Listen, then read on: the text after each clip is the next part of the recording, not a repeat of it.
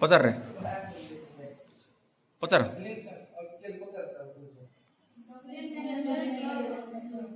Ceiling fan slow ହବାର ତିନିଟା କାରଣ ଅଛି ହେଲା।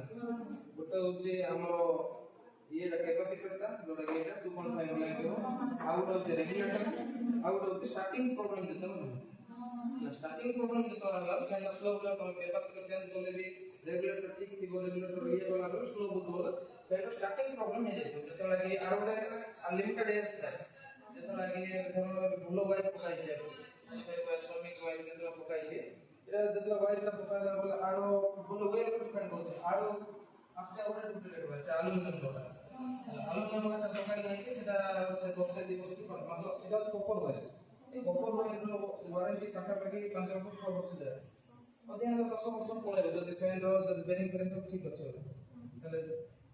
ସେ ରେଗୁଲେଟର ଯଦି ଖରାପ ଅଛି ରେଗୁଲେଟର ଚେଞ୍ଜ କରିଦେବୁ, କ୍ୟାପାସିଟର এটা ଯଦି ଖରାପ ଅଛି ଷ୍ଟାର୍ଟିଂ କଏଲଟା ବୋଲେ ପୁରା କଏଲ ହିଁ ଚେଞ୍ଜ କରିବାକୁ ପଡ଼ିବ। ହଁ, ଏ କଏଲଟା କାଟିକି କଢା ହବ, ପୁଣି ଆଉ ଥରେ ବାଇଣ୍ଡିଂ କରାହବ।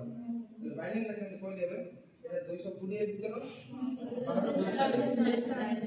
କେମିତି ବାଇଣ୍ଡିଂ କରାହବ? ফার্স্ট হচ্ছে রাইট, ফার্স্ট রাইট তারপরে এটা পুরো কমপ্লিট হবো।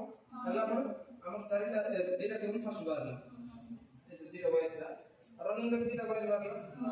ଦିଟା ୱାଇରର ଦେଖିବ ফার্স্ট କ୍ଲୋଜ କୋଡ୍ ଅଛି, ଦିଟା କ୍ଲୋଜ